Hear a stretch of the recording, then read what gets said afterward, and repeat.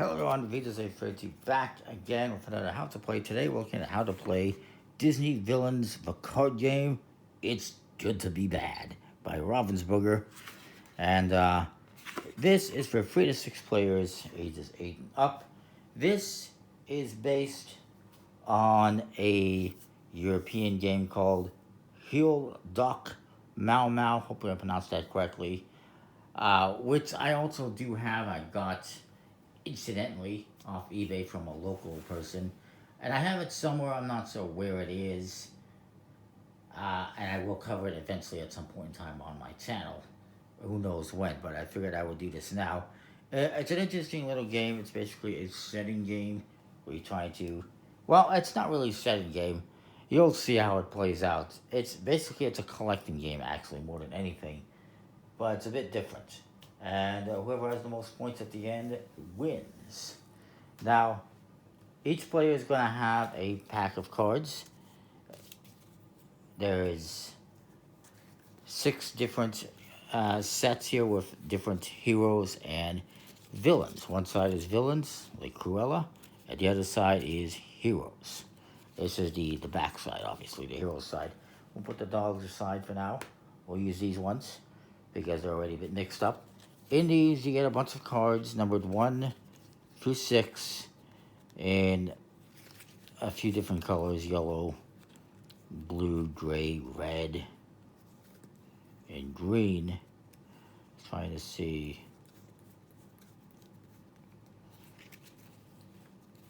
Interesting. But I believe the distribution is interesting. They don't have 1s in every color. You don't have 6s in every color. You can see I have 6s in blue, green, and purple. I have 1s in red, purple, and blue. I don't have every color here. It's interesting. It's an interesting set of numbers, and each one is going to be a little bit different and has different characters. So, each player, we're going to do a 4-player game here. I'll put this aside. Now, there's also some special cards that each deck would have, 2 each. I'll explain those a little bit later. Let's keep it basic. So, everyone's going to turn over a top card from their draw deck. And then they're going to take 4 cards each. Start off. And you're going to go through the entire packet. And then you're going to go through the cards that are in your hand as well. You're going to keep playing until every card has been played. And you're going to be playing them to your discard pile. Now, I know what you're thinking. That's simple, right? Well, there is a hook. There is a catch to it. And that is, look at my hand here. I don't have anything that plays onto my pile. Now, one thing I can do if I want is I can take a card and place it face down, hero side up. I can do that. I'm not going to get any points for that, and it will affect my scoring later on, which I'll get to, but I could do that. The other thing I can do is if I have a card that matches the top discard to the person to my left or right, I am forced to play it there. In this case, I mean, I don't have to. If I have something that plays on mine, I can play it there. If it also plays somewhere else, that's where it gets tricky. In this case, I'm going to take one. I'm going to place it right there, and then I can draw back up to 4. This person's going to go. Now, when a person has a card like this, face down, nobody can play to it. This guy is going to, well, he has to play, either he has to play blue free onto that person, or the yellow 5, or the purple free for that matter, or he has to play a card face down. He's just going to play this one over here.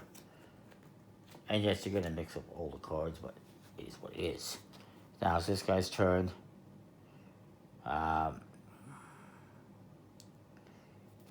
He is okay. He can play on his own pile because he can play. You have to match the color or the number of the card that's on the discard, just like Uno. So he can play on his pile. He got lucky there.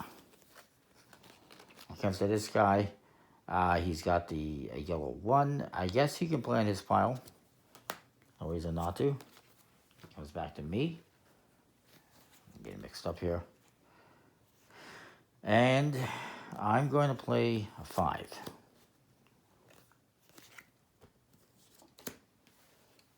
Comes to this player. They can't play the 5. They're basically screwed. They're going to give me a 1. So this person, again, you're looking to your left and your right, not the person across from you, only the people that are adjacent to you. And he's kind of screwed. Not really. He can play this 2 on his pile, and it's fine. He probably should have played the 3, but it is what it is. You're going to keep going around like this.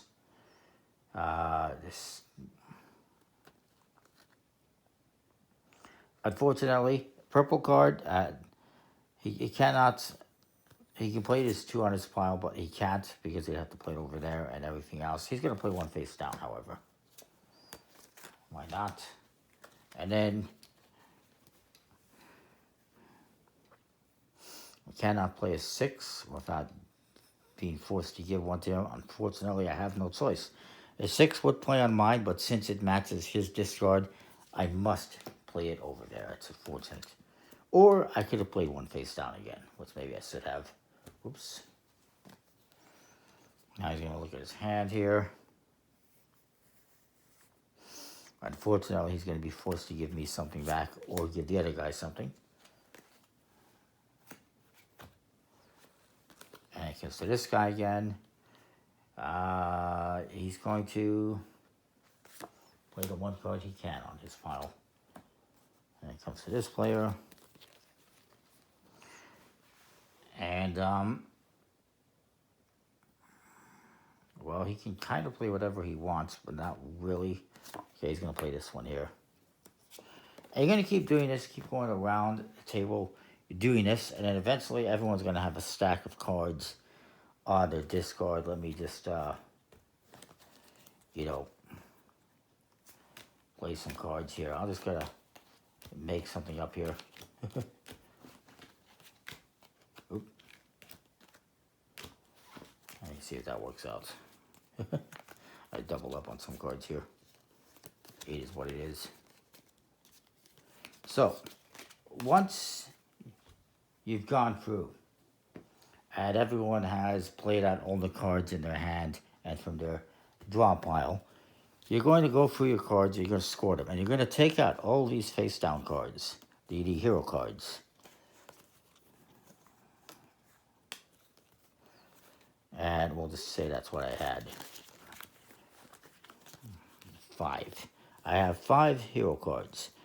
This value is going to affect your scoring because in this case, since I have 5, I have to take out every 5 and I don't get to score those. If I had 3, I'd have to take out every 3. If I had 6, I'd have to take out every 6. Now, if you have more than 6, you're going to subtract 6 from that. So if you have 8 minus 6, it's going to be the 2s. So the 2s are going to be affected. So you kind of want to be careful when you're playing cards face down onto your discard pile. If you play too many, you're going to be screwing yourself out of higher cards. If you play less, you'll screw yourself out of 1s or 2s perhaps. But you're going to get rid of any cards that match the value of the number of hero cards you have. So I had 5 hero cards. I'm going to get rid of the 5s. They're gone. And I'm going to score the rest of the cards. So I would have 6, 10, 15, 25, 30 points.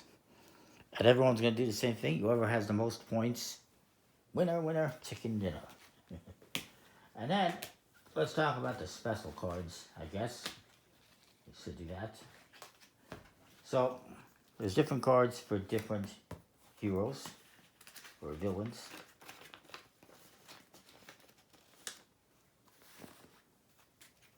This Hook one is Captain Hook. It's all about meddling. When you play this, and you're gonna play these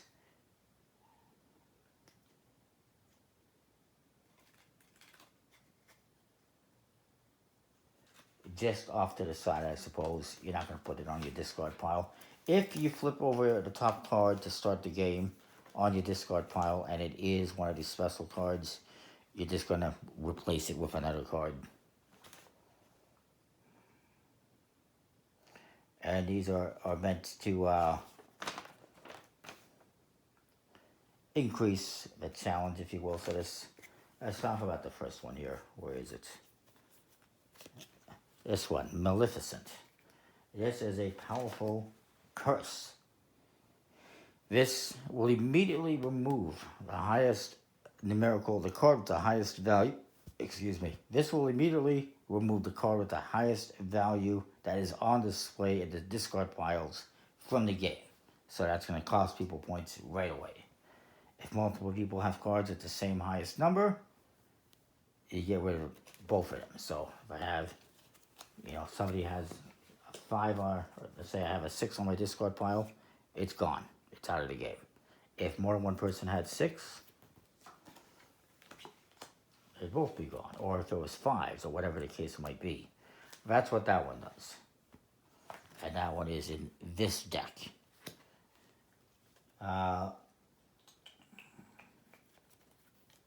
Just very quickly. These are for Jafar. These are Hypnotize. So these, you pick an opponent to hypnotize. That player must then hand over the top card from the discard pile to Jafar, who then places in their hand. So basically, you're getting rid of that card and you're stealing a card from another player of your choice. And I believe you're playing these following your turn, from what I can see. At least this one. Next up, where's Hook? There's a Hook.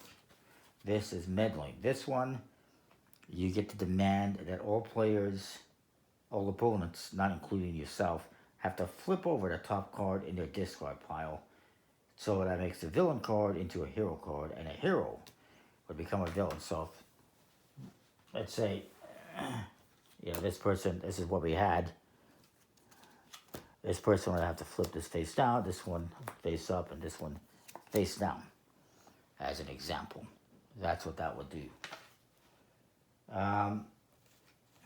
Cruella de Vil, Swipe. Her ability is to swipe. This allows you to swipe and swap the top card from one player's discard pile with your own. If that person doesn't have a card in the discard pile, then the player receives no card in return. I'm not sure how that would be possible, but it is what it is. And when this swapped when cards are swapped like this, they don't have to follow placement rules. But, basically, you basically get to swap your top cards, even if it's face down. Moving on, we have Scar, a no escape card. This one, you pick a card from each opponent's hand and you place it face up on the table in front of each respective player, and then all players must play that face up on their next turn. So basically, you're choosing what people are going to play next. And then finally, these ones from Ursula, the Whirlpool. She creates a powerful whirlpool that will move all cards. So when this is played, every card on the discard piles will move one place to the left or to the right. So everyone's, card is going to move around. And that is just special cards. They add, obviously, a little bit of a challenge. In relation to the original Hul Doc Mau Mau, which this is based off, couple of differences. Obviously, there's no special cards. I think there might be some special cards. I can't recall 100%, but I don't know if they're the same. Obviously, there's no Disney hero villain theme. They're just cards. They actually have onions artwork on them, onion figures, and the name is something about crying, if I recall. Translation, I don't 100% recall. But the other thing I think that's different is in that one, I think it's just one big deck and everyone gets X amount of cards. You deal out the whole deck to each player. and you go from there. There's no, you don't have each player getting a specific deck. And again, there's no heroes or villains or anything like that. But it's fine for what it is. And I kind of like this one. It's not bad. Comment, like, subscribe, let me know what you think. We'll see you next time with more. I forgot to mention one thing. The person who gets to start the game, this is important, is the person who has the best villain laugh. So that's who gets to start the game. Or you can probably just choose however you want. But yeah, I just wanted to throw that in there. And that's 120 cards you got here. 6 decks, 20 cards apiece. They're pretty decent quality. However, no linen finish, which is disappointing. But that is that. We'll see you next time. More. Thanks for watching. And comment, like, subscribe. See ya.